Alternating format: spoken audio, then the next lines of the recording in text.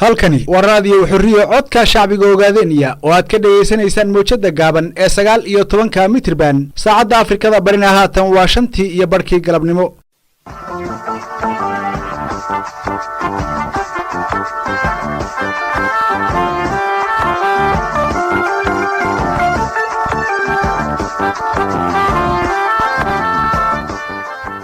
raadiyo Xoriyo waxa kale oo ka dhageysan kartaan telefoonka baraha internetka aan ku leenahay iyo YouTube-ka ciwaankiisu yahay www.youtube.com/user/radioxoriyo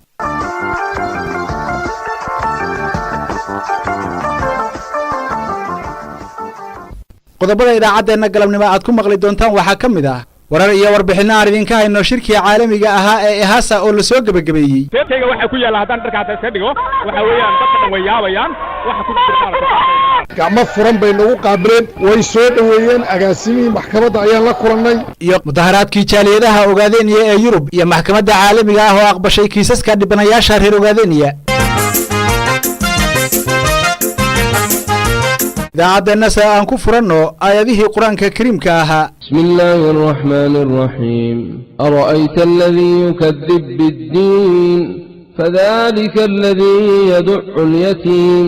wala yahuddu ala ta'amil miskin fawaylun lil-musallin alladhina hum 'an salatihim saahun الذين هم يراءون ويمنعون الماعون الله إنه وانفع وحا انت إنه قد ماذي آياته قرآن كريم كاها وما لنما يسنين كوبيا لباتنكا بشتون لبدا كن يوتبنكا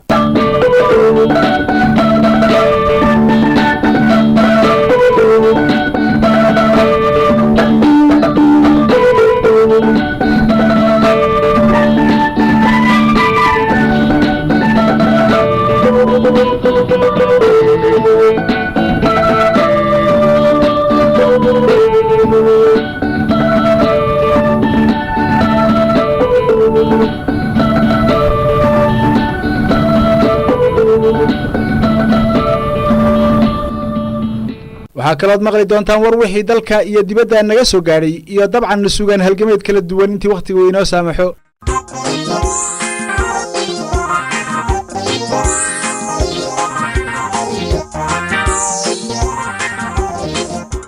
haatanna war wixii dalka iyo dibadda naga soo gaaray iyo saaxiibkay Cabdiraxmaan Sheekh maasalidi jaamac dheere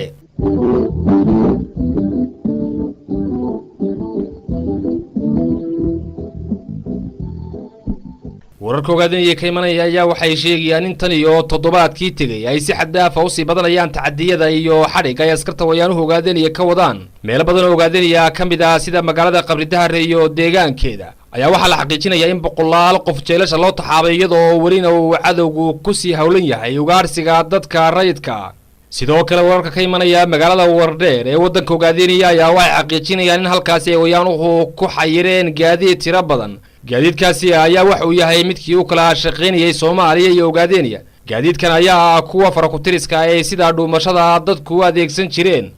kadib markii uu wadanku tan iyo sanadii 2007 ku jiray xayiraad dhan kasta leh way wayaanuhu ku nuuleynayeen dadka rayidka ogaadeenaya tilaabadan bahalnimada ayaa waxa ay ka qayb tahay ololaha horta ee wayaanuhu wadanka ogaadeenaya ka wadaan gabar saxafiyeed oo Mareykan oo u shaqeynaysa idaacadda VOA-da ay ciidamada wayaanuhu wadankaasi ka musaafuriyeen kadib markii ay ka soo kaxaysteen halkii ay ka shaqeynaysay kadibna muddo 7 ay xabsiga ugu jirtay gabadhani wariyaha ayaa waxay ka qaateen ciidamada gumaysiga Itoobiya gabi ahaanba wixii ay qalab wadatay Heather Murdoch ayaa maalimadii daraata ahayd waxay sheegtay in sirdoonka wayaanuhu ay haysteen ilaa iyo 12 bishan June oo ay ku hayeen baaritaano la xiriira wararkii ku saabsanaa xasuuqii malqaqa ay ciidamada Itoobiya ka geysteen gabadhani wariyaha oo ay wayaanuhu wadanka ka musaafiriyeen ayaa waxay ahayd qofkii wariyahan ogaadeen iyo ugu dhawaa iyadoo saldhigeeduna ahaa magaalada Harar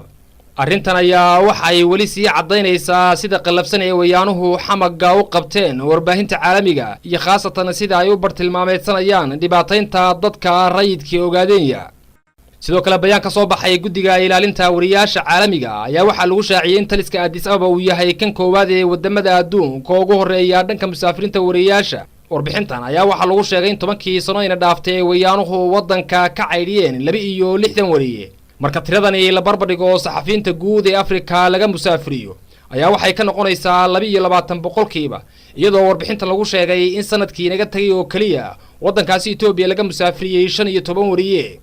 ururkan ilaalinta saxafiyiinta adduunka ayaa wuxuu si aada bayaankiisa ugu dhaleeceeyay sharcigii ay sanadii 2008 kooxda TPLF u samaysteen inay warbaahinta kula dagaalamaan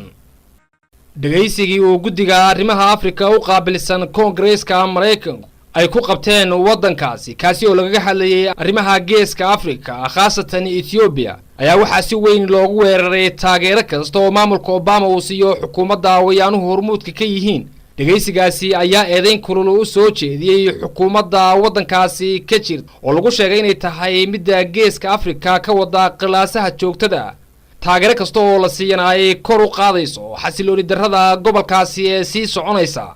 dhageysigani ayaa waxa si weyn diiradda loogu saaray xaaladda wadanka ogaadeenaya waxaana si cadaan ah loogu sheegay dhageysigan in ogaadeenaya lagu hayo cadaadis iyo go'doomin dadka rayidka ah ka dhana sidoo kale dhageysigaasi waxa lagu cadeeyay in falalkaasi ay ka mas'uul yihiin oo ay geysanayaan ciidamada Itoobiya iyo taliska Addis Ababa madaxdii kulankaasi ka hadashay ayaa waxay sheegeen in aan la sii dhowran kareynin xasuuqa ay Addis Ababa ku hayso dadka rayidka ogaadeenaya iyadoo sidoo kalena madashaasi laga cadeeyay inay jabhadda wadaniga xoreynta ogaadeenaya tahay mid gobonimo doon oo ka madax bannaan eedaha argagixisada la xiriira ee ka jira gobolka bariga Afrika jaaliyadda ogaadeenaya ee wadanka Yemen ayaa waxay markii ugu horeysay si rasmi ah uga qayb galeen xuska maalinta qaxootiga adduunka ee caalamiga maalintaasi oo shalayto ku beegnayd ka qaybgalka ay qaxootiga ogaadeenaya munaasabadaasi ku xuseen oo hay'adda qaxootiga u qaabilsan qaramada midoobay ee UNHCR goobjoog ka ahayd ayaa waxay halkaasi ku soo bandhigeen ciyaaraha hidaha iyo dhaqanka ogaadeenaya tilaabadan ayaa waxay ka mid tahay sida ay hay'adaha qaramada midoobay u aqoonsanayaan qaxootiga ogaadeenaya uu gumaysiga wayaanuhu sida arxan darrada wadankoodii uga soo barabixiyay intaa haddaan ku dhaafno warkii caalamka iyo Cabdiraxmaan Sheekh Faarax والله سعد وسود وين فربضن بينو قابلين قعمة فرن بينو قابلين ويسود وين أجاسمي محكمة عيان لا كورناي دوكيمنت تجي يضاد كل حسوقة مقعدي وصدحان بينو قبلناي كيس نوب باللوضي والنقطة مركز خيرتها هو ذا نقل حريدا هاتنا كوسود وهذا برنامج جارا وانو يدين كسود ديارني mudaharaadkii jaaliyadaha ogaadeenaya ee wadamada Yurub ay ku sameeyeen 18 bishan xarunta maxkamada dambiyada dagaalka caalamiga ah ee The Hague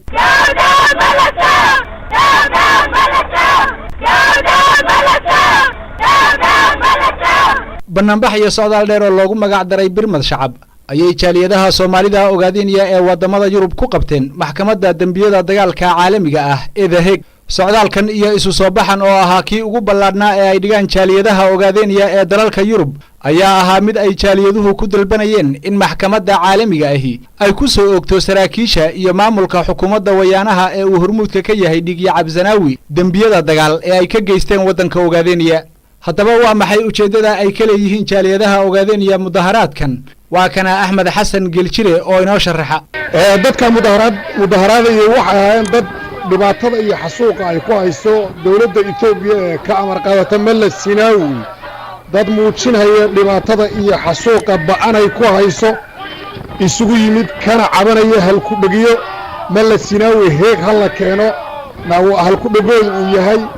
qoraalana watay oo aad u tiro badan ay ahaayeen ilaa 500 meelaha inuu dhaxayaan filayaan dadku daba see ahaa dareenka ka qaybgalayaasha mudaharaadkani waa kana mar kale isagoo inoo sharaxaya Axmed Xasan Geljire wallahi dadkan dareenkiisu dad wuxuu ahaa ruux walba walaalkii iyo hooyadii iyo aabihi ama la dilay ama la xiray dad fara badan oo waxa arkaysa yacni inay dhulka ku dhacaan aad ka yaabayso ambalaas loo waco yacni waxa arkaysa dadka qaarkii inuu muraara dilaac nooc ku dhawo hadalku uu ka soo bixi karayo waxa dadka qaarkii yacni qof walba siduu dareenkiisu ahaa laakiin